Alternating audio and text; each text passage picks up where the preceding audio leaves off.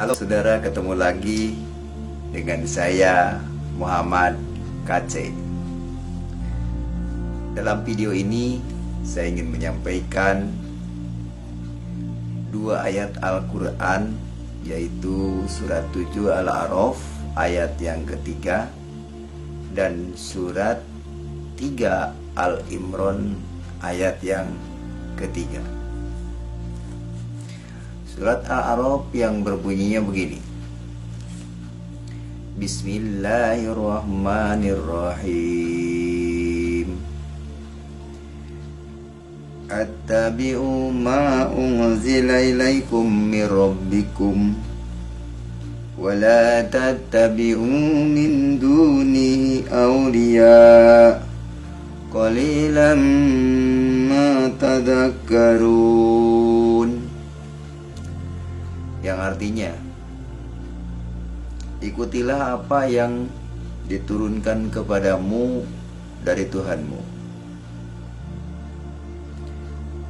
dan janganlah kamu mengikuti selain daripadanya. Ayat ini memerintahkan agar manusia mengikuti apa yang diturunkan oleh Tuhan. Lalu apa yang diturunkan oleh Tuhan? Mari kita buka surat Al-Imran ayat yang ketiga. Nazzala alaikal kitaba bil haqqi musaddiqan lima baina yadayhi wa anzala taurata wal injil. Dan Dia menurunkan Alkitab kepadamu dengan sebenarnya, membenarkan kitab yang diturunkan sebelumnya, dan menurunkan Taurat dan Injil. Surat Al-Imran ayat 3 ini menjelaskan mengenai kitab yang diturunkan oleh Allah, yaitu Taurat dan Injil. Sekali lagi, kitab yang diturunkan oleh Allah adalah Taurat dan Injil, saudara. Bukan menurunkan hadis dan fikih.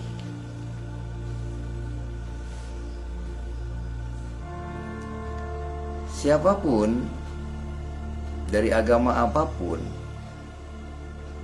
kalau dalam kehidupannya sehari-hari mengikuti petunjuk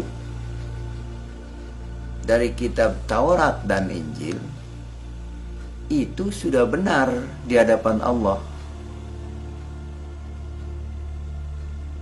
Sekali lagi, kalau kita menuruti ajaran-ajaran Taurat dan Injil, itu sudah benar di hadapan Allah. Kenapa? Karena kitab yang diturunkan oleh Allah adalah Taurat Injil. Ada apa di dalam Taurat dan Injil? Di dalam Taurat Injil itu ada petunjuk cahaya yang menerangi jalan yang lurus. Ada seseorang yang membawa kepada Allah, dan dia berasal dari Allah. Namanya Isa Al-Masih, kalau bahasa Inggrisnya Yesus Kristus. Kalau kita mengikuti kitab yang bukan diturunkan oleh Allah, sudah pasti kita akan tersesat di jalan itu. Saya membawa contoh kitab kuning. Nah, ini kitab kuning, namanya Kasifatu Saja. Kasifatu Saja itu adalah Sapinatu Najah, kitab kuning kitab gundul, kitab yang diajarkan di setiap pondok pesantren. Siapa pengarangnya kitab kuning ini? Di sini jelas. Pengarangnya adalah Syekh Nawawi dari Banten dan Syekh Salim bin Samir dari Hadramaut, Yaman. Kitab ini bermazhab Imam Syafi'i. Apa saja yang tertuang di dalam kitab Safinah ini? Di antaranya adalah rukun Islam, saudara. Nah, ini rukun Islam. Di dalam rukun Islam ini syahadat, sholat, zakat, puasa, dan haji. Jadi umat Islam ini dalam melakukan ibadah sesuai dengan kitab kuning ini, yang itu kitab karangan tadi, bukan sesuai kitab Al-Quran. Kalau di Al-Quran tidak ada rukun Islam.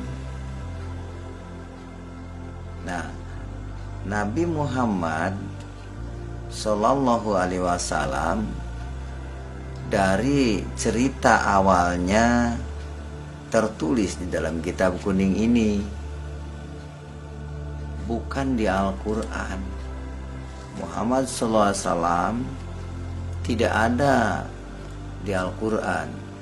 Muhammad bin Abdullah tidak ada di Al-Quran, tapi adanya di kitab kuning ini, hasil karya tulisnya Syekh Nawawi, artinya karangan.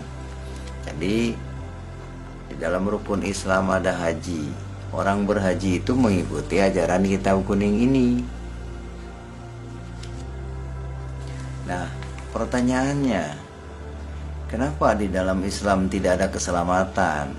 Karena mereka mengikuti kitab kuning ini, kitab karangan, doktrin orang Arab. Ya, bagaimana kita mengharapkan keselamatan dari kitab karangan itu? Wong yang ngarangnya pun belum tentu masuk surga. Ya. Sekali lagi ini kepada para ulama, sebaiknya berhentilah mengajarkan doktrin kitab karangan ini, ya, karena ini jutaan umat disesatkan oleh kitab kuning ini. Ya, para ulama ini tanggung jawab di akhirat nanti. Saya berani katakan bahwa umat Islam itu menyimpang dari Al-Quran karena ada bukti. Saya punya bukti ini, dan saya sejak kecil belajar ini, kitab kuning ini. Bukan hanya katanya, bukan hanya sekarang. Itulah sebabnya saya tidak simpatik lagi dengan ajaran itu. Saya meninggalkannya karena itu ajaran karangan manusia. Dan kepada teman-teman yang belum mualaf, bertahanlah saudara. Jangan meninggalkan jalan terang, jalan lurus, jalan meninggalkan kitab Allah kepada kitab ditukar dengan kitab karangan, yaitu kitab kuning ini. Oleh karena itu di dalam Islam tidak ada keselamatan dan tidak ada penyelamat. Semua akan mendatangi neraka. Sebagaimana dikatakan di dalam surat Maryam ayat 71. Di situ dikatakan, wa in minkum illa wariduha kana ala rabbika hatman maqdiyan. Dan tidak ada seorang pun di antara kamu melainkan mendatangi neraka, dan itu suatu kepastian yang sudah ditentukan oleh Tuhanmu. Itulah surat Maryam ayat 71. Kenapa mereka ditentukan masuk neraka? Karena itu tadi, ibadahnya berdasarkan kitab karangan ini. Ya. Jadi jangan merasa, oh saya ini paling benar, ibadah sudah benar, tapi benarnya menurut kitab karangan, bukan menurut kitab Quran. Ya, kalau ini kitab Quran nih, saya dulu bawa dari Arab. Nah ini kitab Quran nih, ini kitab Quranul Karim yang ada terjemahannya. Nah ini kitab Quran ada terjemahannya. Ini juga cetakan di Madinah. Dulu waktu saya di Arab mempelajari kitab Al-Quran dan hadis, ternyata kebanyakan yang saya pelajari di sana tentang perangnya Nabi Muhammad bin Abdullah. Dan Muhammad bin Abdullah itu mengaku menjadi nabi itu setelah dia berumur 40 tahun setelah menikah dengan Khadijah. Dia mengaku nabinya umur 40 tahun, bukan dari kecil, bukan dinubuatkan. Jadi siapa yang mencintai Muhammad bin Abdullah itu cinta buta. Ya, cinta buta. Jangan sampai cinta buta, nggak tahu aslinya, lalu cinta mati-matian, sampai ada yang bom bunuh diri demi cinta Nabi Muhammad. Ya. Di Al-Quran tidak ada nama Muhammad bin Abdullah. Itu yang dipikirkan oleh para ustadz. Ya, terima kasih. Assalamualaikum warahmatullahi wabarakatuh.